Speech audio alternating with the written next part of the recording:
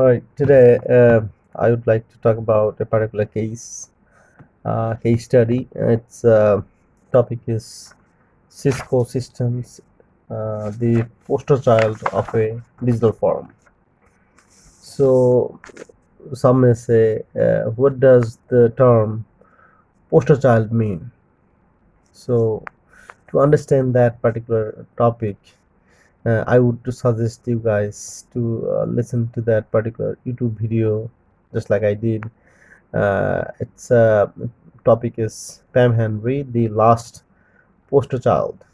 So, in poster child, it really means a child without a limb or child with some sort of difficulty, and that difficulty in a sense that the child, may not have a hand or I mean, formal hand, active hand or leg. So somebody would use that particular frame of that particular child in a poster to raise money or for that particular for a great cause.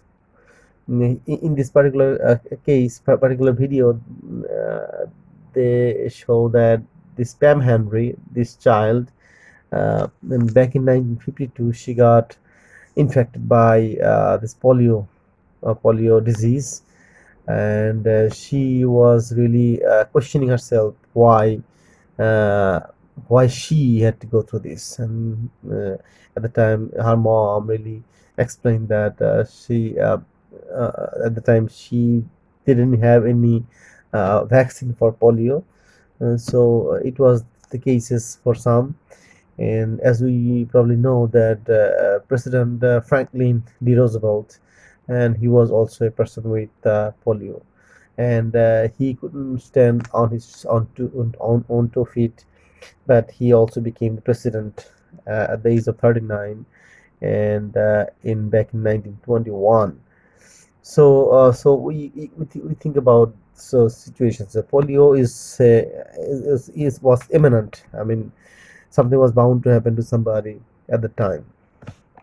So same thing happened to this particular girl, and her picture was used in a poster to raise money for the great cause of finding that solution uh, for polio. And they're saying that back in 1999 there was 0%, zero student. There's no not student, no child was polio, even in our country, in Bangladesh. So we don't have very many children with polio. There's still some, because some poor parents, they don't care about they cannot care much about their children when they had to. So now in advanced countries like US, they don't have any polio anymore, but that was the case. So they used this particular picture of this particular child in a poster to raise money to find that vaccine, or and they did. So that is all about the poster. And if you want to know a little bit more about this particular child and history of polio, and how they dealt this particular situation back in those days, you can really, you're welcome to listen to that particular video back in YouTube. That topic is Pam Henry, the last poster child. So if you type it in, it will come up and you can listen to it. All right, so that is talking about poster child. And then the digital farm. What is a digital farm? A digital farm is a farm, is an enterprise. It's a business, is an organization that really does all its external and internal operations, in terms of transactions, in terms of any types of incident, any types of I mean, active, or any type of actions that has been documented in the computer. And really, you can really create some reports, and you can always go back to find that accurate history from the computer. And if so, everything is documented in digital form. So the topic of this particular case is Cisco system, poster child for digital form. Is this a poster child? Cisco system. Why Cisco is a poster child? Now, to understand that part, we have to really read through this particular case where they're saying that the Cisco system advertises itself as the company on which the internet runs. And this company based in San Jose, California, company does dominate the sales of networking routers and switching equipments. All right, so and uh, this company became one of the most valuable company on earth in early 2000, and their total worth was $555 billion. So this is a huge amount of money. So this company, but and their stock price was $80 per share. Every stock was worth $80. Then something had to happen. Something happened along the line, and within a year, the stock price became 14 less than $14 per share, and per stock, and their total they lost more than 80% of total valuation, and their total worth became more like $100 billion only, as opposed to $555 billion the year before. So something really drastically happened in that particular at the end of 2000, or somewhere in that time period. So the company lost a huge amount of money, and we have to really read through this particular case and understand why this farm, so it was perceived to be a really digitized farm, but what is that they didn't do right? The reason who they lost the huge amount of their worth value. So we need to read through this document and we need to find out. So before if I can really add some more information on from this case, they're saying that Cisco was formed in 1984 by Stanford University computer scientists. By 1990, the company was growing at a double-digit rate, which it maintained for 10 years. And the company claims it now has 85% of the internet switching equipment market. So they own that market, 85% share of the internet switching or router equipments that is sold in the market. So that's a huge chunk. The Cisco growth strategies were really depends on, they really follow two different strategies for their growth. One was outsourcing, and the second was the strategy. Second strategy was to acquisition. So they would really buy some of the companies or and invest on some of the companies. So throughout the 1990s, on top of selling products and services, they would really invest on other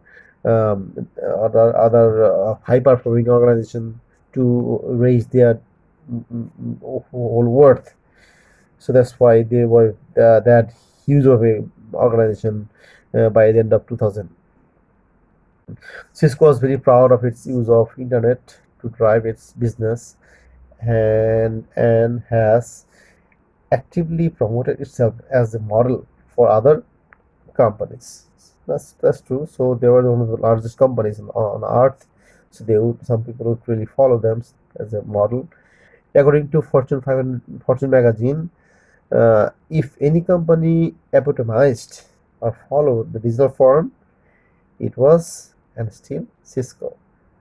So Fortune magazine. So actually, it's called Fortune 500 magazine, I believe. So they're really it's the magazine really depicts the situations or the valuation or the business strategies for top 500 business organizations, especially more of them in US and some other maybe outside US, some of them. Anyway, so Cisco began selling its products over the internet in 1995. In 2000, Cisco was selling about $50 million worth products per day over the web. That's why this Fortune magazine called them digital form. Anyway, customers can use Cisco websites.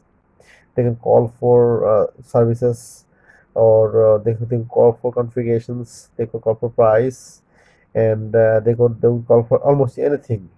And they could create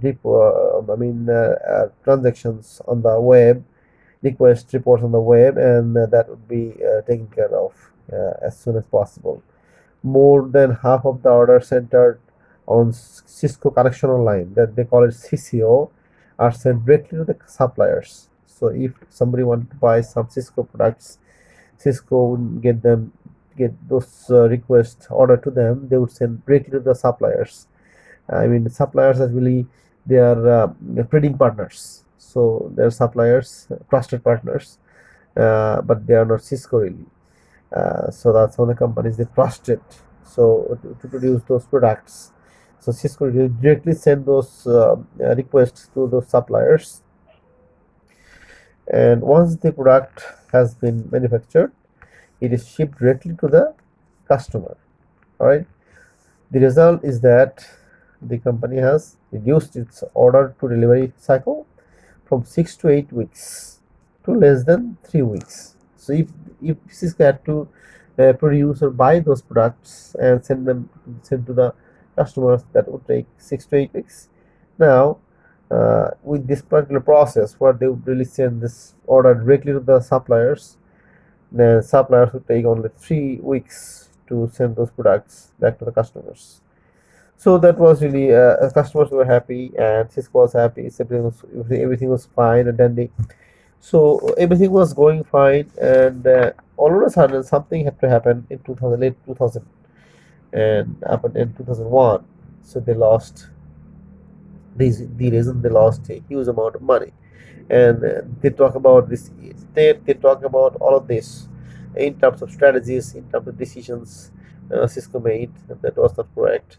So as a student, you need to really go through read this particular case and make some sense out of it. And if you have any question, of course you can ask me. So if I talk all about it, then maybe it's not a good situation.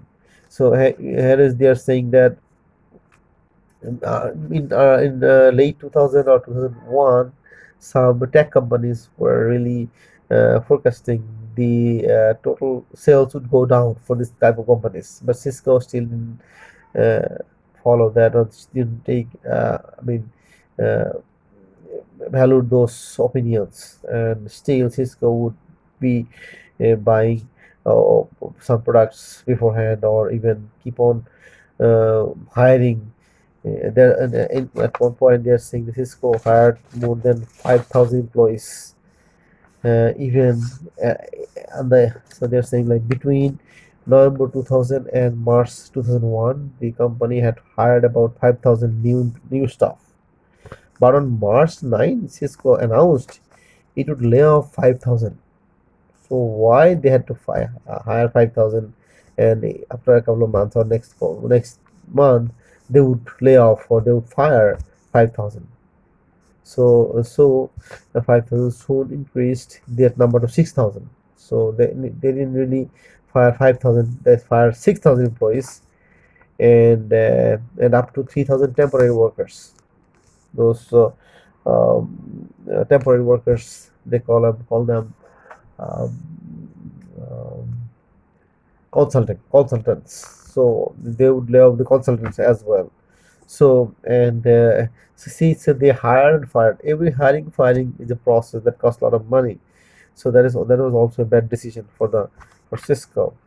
So things like that, in terms of strategy, in terms of decisions, in terms of forecasting information that was provided by third parties, Cisco didn't follow it. So I don't want to talk about all of them. You need to understand or read through this particular case, and make some sense out of it.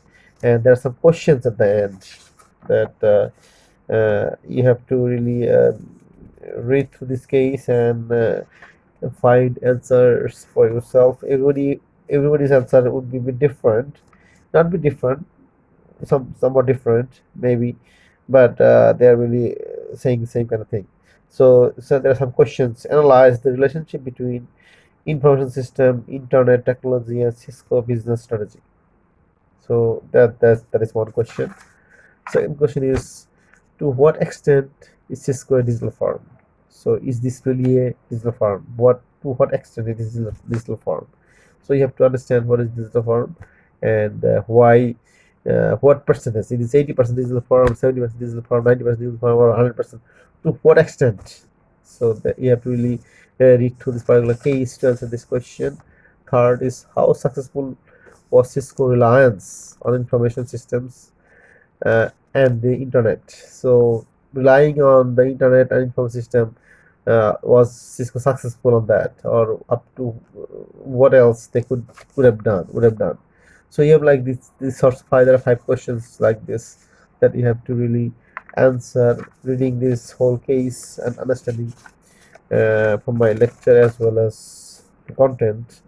You are welcome to read through or find out the more information from the web or internet, and use that for your answer. So that's about it. So why don't you, once it is provided, why don't you just read through this whole case? It is not a small case, it's a big case. One page, two page, three page, four page, 5 pages worth. So it is 5 pages worth of case. So it's a big case, and it's not really that difficult, but it's informative. So if you read, understand, and give this information, and once you see the questions, then you can really find your answers. All right. So that's about it. Thank you very much.